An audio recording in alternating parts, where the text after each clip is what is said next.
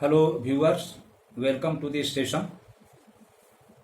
I am going to talk about summary of the Scholar-Gipsy by Matthew Arnold.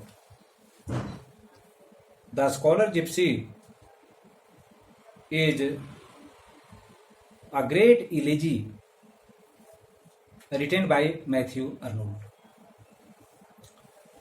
It is a companion poem to Tyresis by Matthew Arnold.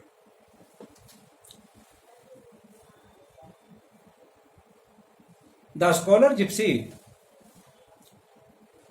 is written on a story of a German scholar who was a student of Oxford University,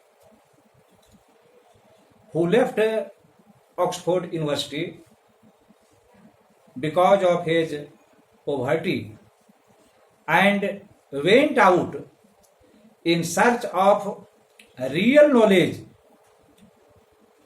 along with a band of gypsies.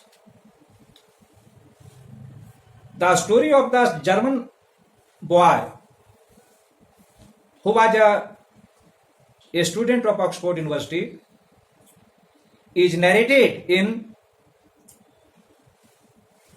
The Vanity of Dogmatizing by Joseph Glanvill.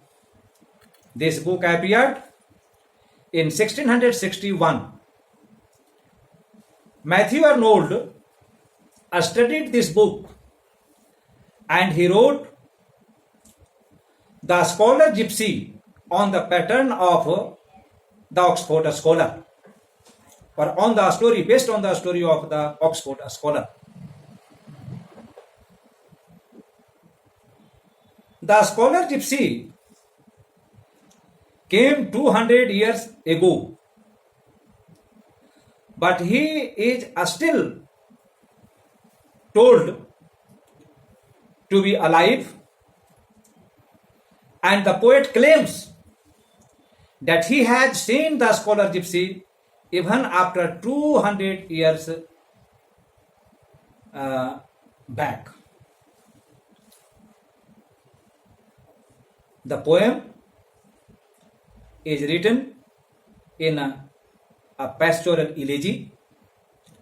A pastoral elegy is an elegy in which the poet describes himself and others as shepherds, sheep.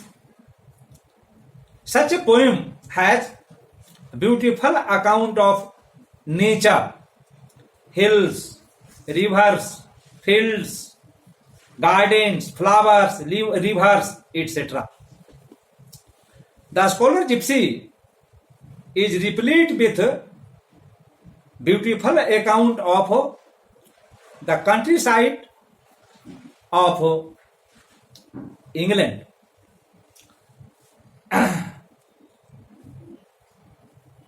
A shepherd is said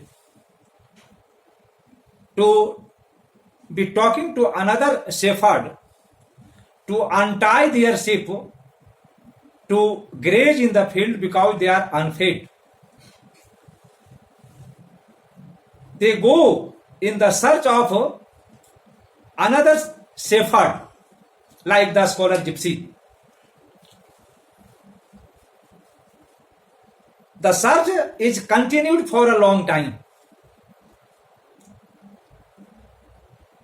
The sheep are said to be grazing over the field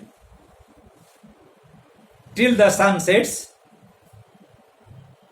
Sometimes they are described as grazing in the field even during night, moonlit night. The Scholar-Gipsy, the search of a Scholar-Gipsy is on and on and on. It is said that the Scholar-Gipsy was traced in the countryside, and the Scholar-Gipsy continues to change his place. The village people The countryside people find the scholar gypsy in height of antiquity. He wears a strange dress. He grows long beards. He is seen carrying big bags, and he is said to be spreading his knowledge, ancient knowledge, useful knowledge. In this poem, the poet compares and contrasts the knowledge of the scholar gypsy with the modern knowledge, with the knowledge of modern times. The knowledge of the ancient time or the knowledge of a scholar gypsy is very useful. It is useful, it is a spiritual. But modern knowledge is not so much useful. It is aimed at growing and developing a person, a man. But he has a spiritual decline. That's why the modern people do not have as long life as the scholar gypsy has. A scholar gypsy gets immortality, but modern men are mortal. The poet gives a very beautiful account of a scholar gypsy in the poem. The poet describes the scholar gypsy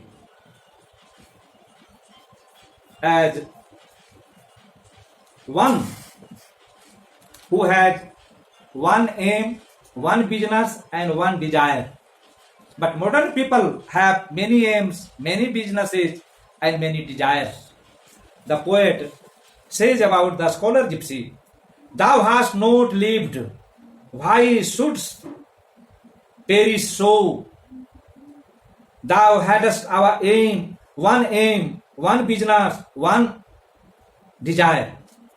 Else wast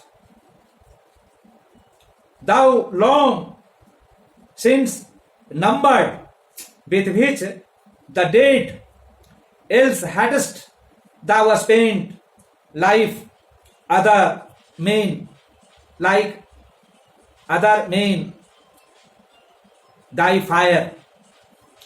The generations of thy peers are fled, and we ourselves shall go, but thou possessest immortal Lord, and we imagine thee exempt from age, and living as thou livest on Glanvill's page, because thou hast what we, alas, have not." This is the reason that the scholar gypsy is immortal. Matthew Arnold was a great moralist. Through this poem, he teaches people that they should be like the scholar gypsy. Just as a scholar gypsy had wisdom, a spiritual knowledge, in the same way, modern people should also have a spiritual knowledge. Just as the scholar gypsy loved nature, modern people should also love nature. Only then the world will exist, and only then people will be happy. That's all.